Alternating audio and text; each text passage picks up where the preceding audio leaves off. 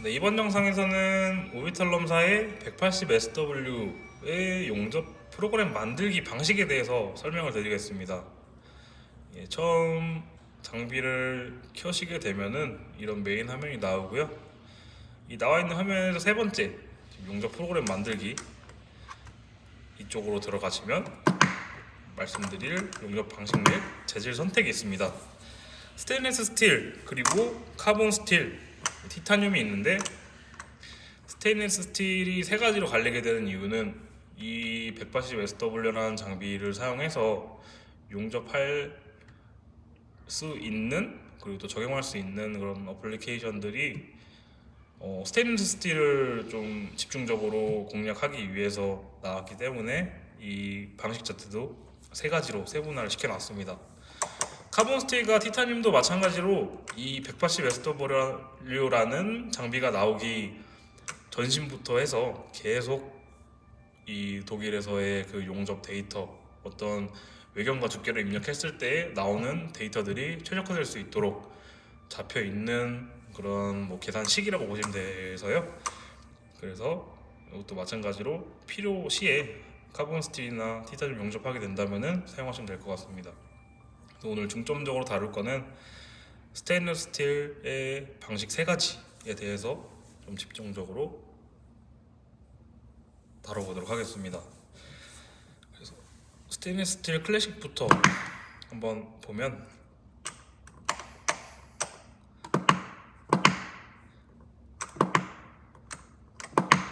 네, 일단은 구간부터 설명을 드리자면은 이 구간 나누기가 지금 상진 그리고 아래 보기, 하진, 위 보기, 그리고 나머지 부분 오버랩 하는 거를 기조로 해서 만들어지는데요. 이 파라미터를 저는 보통 두꺼운 파이프들, 현행하고 있는 뭐 스케줄 10짜리 파이프들을 이제 제설 용접할 때 이 파라미터를 기조로 해서 용접을 하는 거를 추천을 드립니다. 또 이 파라미터를 사용하는 거를 제살 용접을 할 때에는 또 추천을 드리고요. 그 이유는, 먼저 제살 용접에서 이 파라미터를 추천을 하는 이유는 물론 이 파라미터의 모든 데이터 값을 다 따라가는 거를 원치는 않고요. 지금 이 분할되는 경계선들, 이 경계선들은 어떤 프로그램을 입력하든 제살 용접을 하는 데 있어서는 꼭 따라갔으면 합니다. 이유는 각 부분의 경계선들이 보면 우리가 퍼즐을 늘렸다 줄였다 하는 그런 포인트라고 이해를 하시면 좀 더 편할 것 같습니다. 여기서 예를 들어 50A 같은 경우에는 내부 퍼지 압을 15로 시작해서 점점점 올려서 17, 18까지 올립니다. 17, 18까지 올린 상태에서 여기를 기점으로 또다시 올려줍니다. 최상부에 도달했을 때 20 정도로 유지를 해줍니다. 그리고 그 다음 경계인 이 구간 경계에서는 다시 17, 16대로 내려줍니다. 그리고 하진 구간에서는 다시 원상복귀 스타트에 사용했던 15에서 14 RPM을 열어주고, 그 다음에는 이 위보기 구간에서는 최소한 그 백비드에 산화가 오지 않도록 최소한의 가스만 유지를 해주고 압을 최대한 빼준 상태에서 이제 토치가스의 압을 올려줘서 보정을 합니다. 위보기 할 때 처지는 걸, 외부로 비드가 이렇게 처지게 되면은 안 되니까 그거를 가스로 하여금 좀 더 평평하게 나올 수 있도록 잡아주는 거고요. 그 다음 이 나머지 오버랩 구간에서는 다시 정상화 시켜서 15에서 14 RPM을 유지를 해줍니다. 이렇게 하게 되면은 우리가 제살 용접을 주로 하다 보니까 자기 살과 자기 살을 용접하게 되는 거라서 가장 평평한 형태의 비드 형상이 좋습니다. 그래서 일부 현장에서는 이 처짐의 정도에 따라서 이거를 뭐 디펙트다 아니다에 대한 판단을 하기 때문에 그런 부분들을 최소화해서 평평하게 만들 수 있게끔 각 경계마다 퍼지를 올렸다 내렸다 하는데 용이하기 때문에 이 클래식 파라미터를 좀 추천을 드리고요. 특징을 보자면 두꺼운 걸 용접하는 게 있어서 이 클래식 파라미터가 좋다고 말씀을 드렸는데 그 이유에 대해 설명을 드리면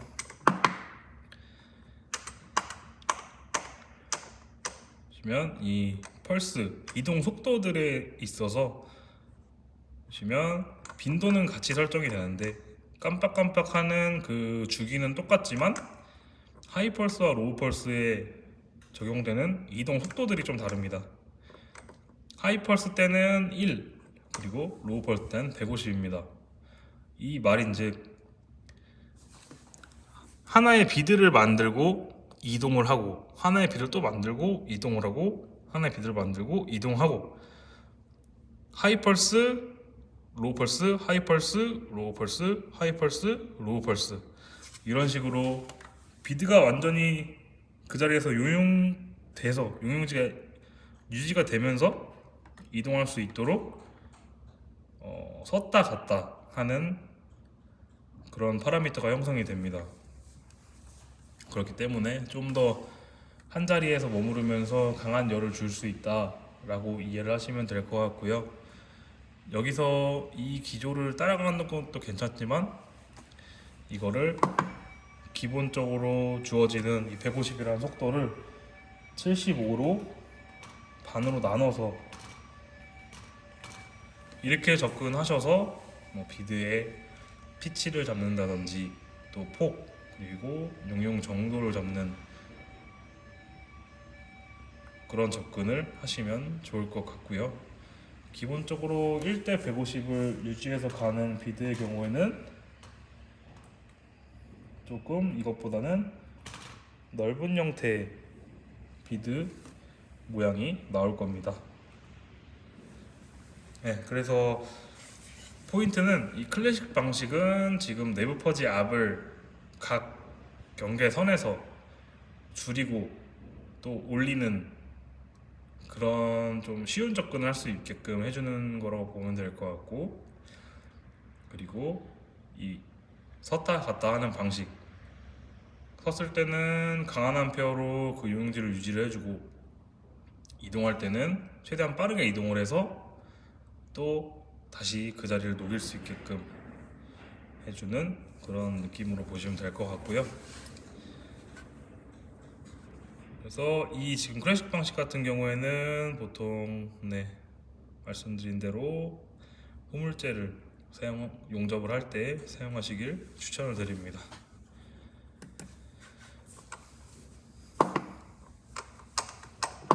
스테인리스 스틸의 4레벨로 넘어가게 되면요, 마찬가지로 생성을 하게 되면은 이런 식으로 파라미터가 생성이 되는데, 앞에 그 클래식 방식에서 6구간을 나누고, 그리고 그 나눈 6구간이 상진 끝, 그리고 하진 시작, 그리고 하진 끝, 위복이 시작, 위복이 끝, 그리고 오버랩 구간, 이렇게 해서 총 6가지를 나눴던 거에 비해서 4레벨 같은 경우에는 간략하게 각 극점에 지금 이 경계선들이 찍히게 되고요, 찍힌 경계선들 각도로 보면은 정확하게 90도씩입니다.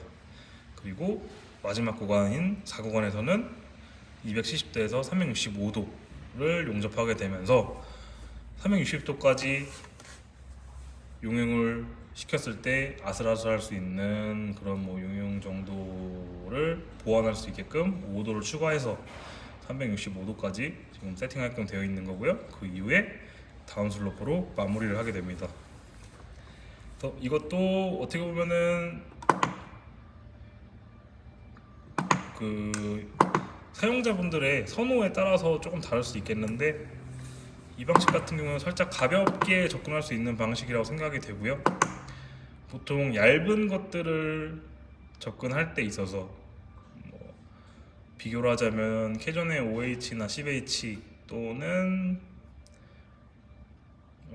8H 이런 헤드들이 용접할 수 있는 그런 작은 튜브 사이즈들 중에서도 작은 것들을 접근할 때 있어서 이런 방식을 사용하면 좀 편하게 접근할 수 있고, 그리고 작으면 작을수록 우리가 볼 수 있는 또 구분할 수 있는 구간들이 한정되어 있기 때문에 이렇게 간단하게 십자로 사방위로 해서 이 구간을 나누면 좀 더 용접 접근하는 데 있어서 좀 편하게 접근할 수 있다 해서 이 현행 버전 1.3.0 버전부터 지금 이 방식에 대해 생겨난 거고요. 네, 이 파라미터 특성을 보자고 하면 앞선 파라미터에서는 빈도 자체가 0.28이었고요. 현재 같은 두께, 같은 외경을 입력했음에도 펄스 빈도가 0.25초로 간단해졌습니다. 0.25초라고 하면 0.25, 0.25, 0.25, 0.25 해서 0.25가 4개가 모이면 1이 됩니다. 그래서 1초에 얘는 2번씩 치겠구나, 그렇게 이해하시면 되고요. 이 빈도가 만들어질 때 이동 속도는 114로 꾸준히 이동을 하게 됩니다. 앞서 설명드린 클래식 방식과는 조금 다르게 하이펄스와 로우펄스 두 가지 모두에 이동 속도가 부여가 되어 있고 굉장히 빠른 속도가 부여가 되어 있습니다. 앞서서 설명드렸던 클래식 방식은 1대 150으로 합쳐도 151입니다. 그렇지만 현재 이 포레벨로 만든 이 파라미터 같은 경우에는 합이 228입니다.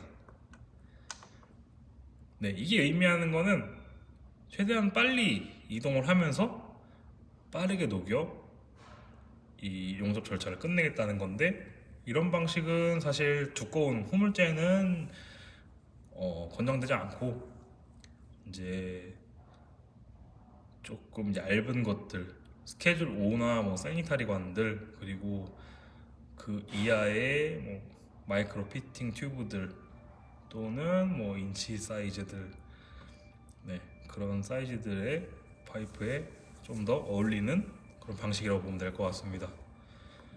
뭐 퍼지나 이런 것들에 관해서는 이 부분에 있어서는 설명드릴 만한 게 없고요. 이 방식의 차이에서만 딱 설명드릴 수 있는 게, 보시면은 이 비드 폭들, 비드가 형성되는 폭이 114에 114다 보니까 이동을 하면서 계속 찍습니다. 그래서 아까보다 피치가 훨씬 넓고요.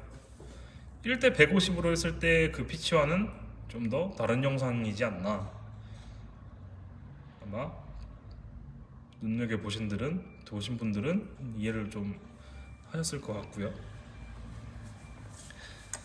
암페어 자체도 고속으로 진행을 하기 때문에 생각보다 많이 높은 편입니다.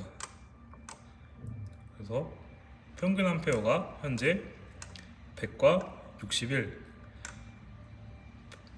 두 개를 더해서 나누기 2를 하면 80, 네, 평균적으로 80암페어가 나온다고 보시면 될 것 같고요.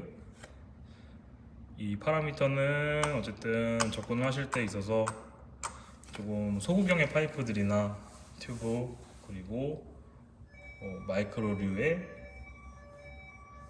작은 튜브들과 뭐 마이크로 피팅들 용접할 때 이용하시면은 좀 더 편하게 접근할 수 있을 거라 생각됩니다.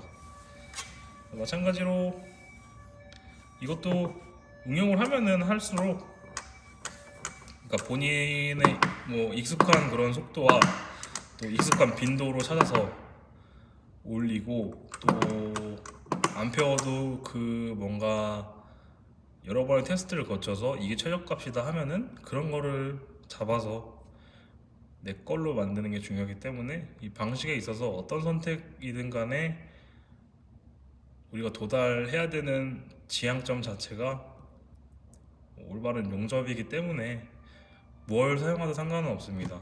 다만 좀 더 편하게 접근하기 위해서는 클래식과 포레벨 둘 중에서 어떤 걸 선택해서 내가 좀 더 편하게 용접할 수 있는지에 대해서 좀 더 숙고해서 이 시작점을 잘 찾으시길 바라겠습니다. 네, 마지막으로 STS 슬로프 타입인데 이거 같은 경우에는 배관의 위치가 어떻게 돼 있냐에 따라서 우리가 5G를 하게 되고 6G로 용접하게 되고 또 2G로 용접하게 되고 이 배관 포지션에 따라서 변경되는 우리 용접 자세에 대해서 좀 이 용접 방식을 보완하기 위해 만들어진 방식이라고 보면 될 것 같습니다. 슬로프로에서 입력을 하게 되면은 구간이 두 구간으로 간단하게 간소화가 됩니다. 보시면 10도까지 용접을 하다가 365도까지 한 구간이 더 쭉 늘어지게 됩니다. 그래서 구간으로 넘어가게 되면은 1구간에서 100.8에 61.7A가 발현이 되고요. 2구간에서는 98.8A에 61.7A가 발현이 됩니다.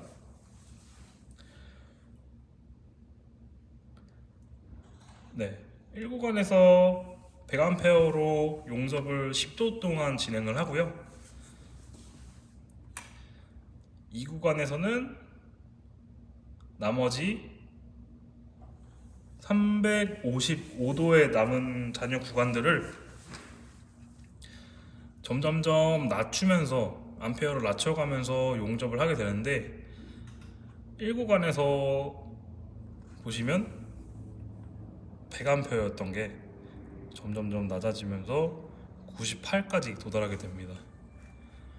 이 의미가 뭐냐면 입상 배관을 할 때 현재 배관 자체에서 받는 중력의 영향이 배관의 횡방향으로 작용하기 때문에 지금 용접부의 횡방향으로 작용하기 때문에 암페어를 극과 극으로 나눌 필요가 없이 5G 포지션에서 하던 그런 여러 가지 각도에서의 변화점을 넣을 필요가 없이 이별이 되면 될수록 또 용접하고 있는 파이프의 온도가 승온하면서 용락이 생기는 것만 방지를 해주면은 어쨌든 이 프로그램을 잡아서 용접할 때 있어서 더 이상 조작할 건 없겠다 해서 이런 두 가지 구간으로 나뉘는 프로그램을 쓰게 되는 거고요. 보시는 바와 같이 구간 사이의 슬로프가 100%로 설정이 되어 있습니다.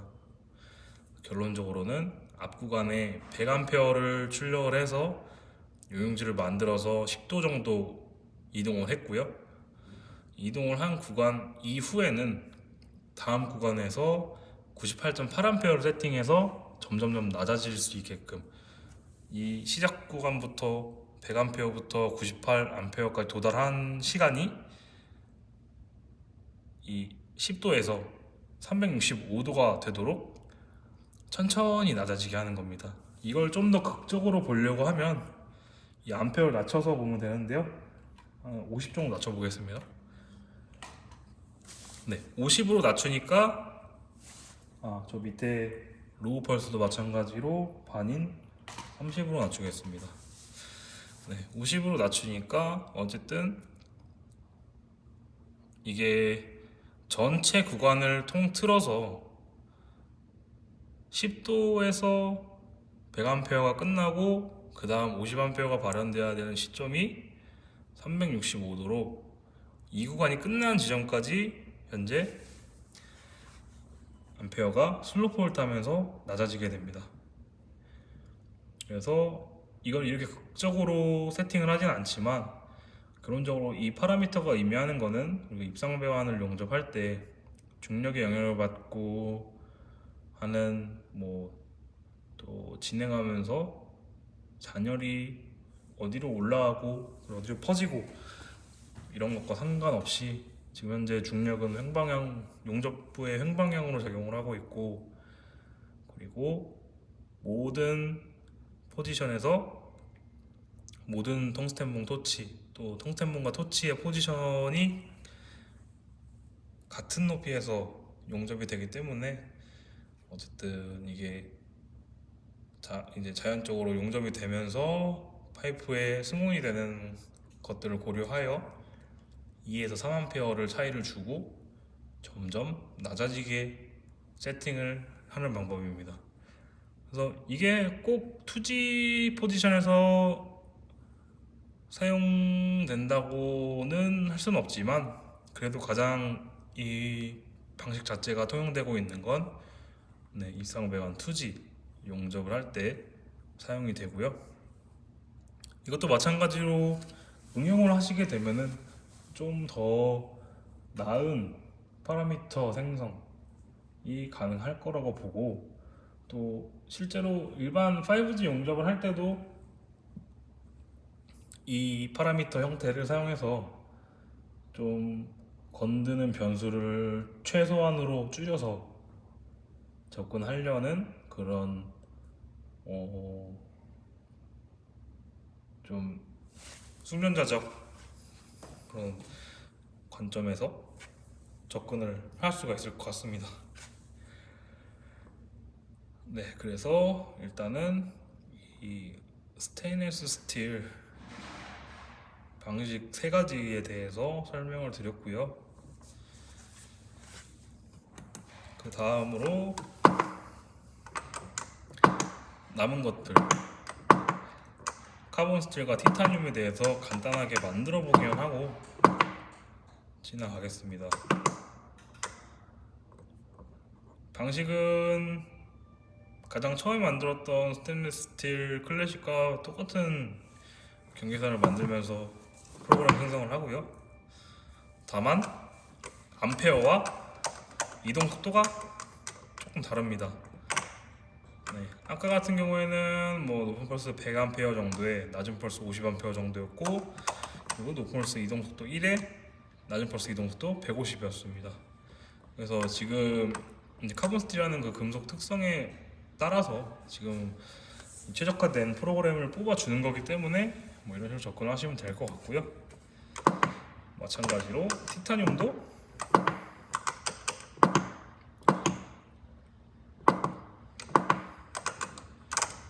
티타늄 같은 경우에는 후물이 없다 보니까 후물을 입력하게 되면은 아까처럼 손상되었으니 다르게 생성하세요 하고 안내 메시지가 나옵니다. 그래서 후물을 지원하지 않기 때문에 최대 2T 정도까지만 입력을 할 수 있고요. 아까는 2.85T를 입력해서 생성할 수 없다 이렇게 나온 겁니다. 그래서 파라미터 자체는 하나, 둘, 셋, 4구간으로 나뉘게 되고, 이것도 마찬가지로 최적, 그러니까 이 티타늄 그 스펙에 의해서 입력이 됐던 거고, 입력이 된 값이 보면 지금 60.5에 1.0T라고 잡고서 진행을 했는데, 티타늄 같은 경우에는 이런 식으로 저암페어 고속으로 용접하게 됩니다. 그래서 어찌 되었든 그 스테인리스 스틸 클래식 그리고 카본 스틸, 티타늄 이렇게 3가지 같은 경우에는 이 현재 180SW라는 모델이 나오기까지 전신 모델들 3에서 4세대를 거쳐서 올라왔거든요. 그래서 그동안에 쌓인 데이터들, 그 독일에서 용접을 하는 로직들을 저장을 해둔 거기 때문에 거의 최적의 값이라고 보시면 될 것 같고, 가장 먼저 이 장비를 접하신다면 먼저 해보실 게 스테인리스 스틸 클래식 방식으로 먼저 접근을 해보시고, 그렇게 해서 최적의 데이터가 나오는데 시간이 너무 오래 걸린다, 또는 이 방식으로 안 되겠다 하시면 다른 방식들인 포레벨, 슬로프까지도 접근해 보시는 거를 추천을 드립니다. 그래서 총 정리를 해보자면, 총 정리를 하면 네, 이 5가지 방식 중에서 스테인레스 클래식 같은 경우에는 가장 말 그대로 고전, 이 장비까지 올라오는 데 있어서 그 데이터들이 쌓여 있는 그런 내용이라고 보시면 될 것 같고요. 그리고 포레벨 같은 경우에는 그 용접하는 방식에 따라서 조금 얇은 것들을 용접할 때 좀 저암페어로 고속으로 칠 수 있는 그런 방식이고, STS 슬로프 같은 경우에는 입상 배관 2G 포지션의 용접을 진행하셔야 될 때 주로 사용되는 걸로 볼 수 있고, 카본 스틸과 티타늄은 이 STS 스테인레스 클래식과 마찬가지로 이 용접 방식에 대한 수많은 고민들을 거쳐서 최적의 데이터를 뽑아주는 그런 프로그램을 보시면 될 것 같습니다. 그래서 이것들이 어쨌든 정립은 되어 있지만 진짜 좋은 퀄리티를 내면서 용접을 하려고 하면 이 모든 방식에 대해서 접근을 해보시고 기계에 대한 숙련도를 높여 가시면서 상황에 맞는 암페어를 조정해서 비드를 넓힌다, 또 이동 속도를 조정해서 좀 더 이별 시간을 늘린다, 또는 펄스 시간을 조정해 갖고서 조금 그 피치의 간격을 좀 줄여보겠다, 늘려보겠다, 이러한 이해가 전제로 되기 때문에 어떤 걸 사용하셔도 문제는 없습니다. 다만 이렇게 설명드린 거는 이제 초보자분들이 조금 더 편하게 쓰시라고, 좀 더 간단하게 접근할 수 있게끔 도움을 드리기 위해서였고요. 네, 이렇게 해서 이 방식에 대한 설명은 마치도록 하겠습니다.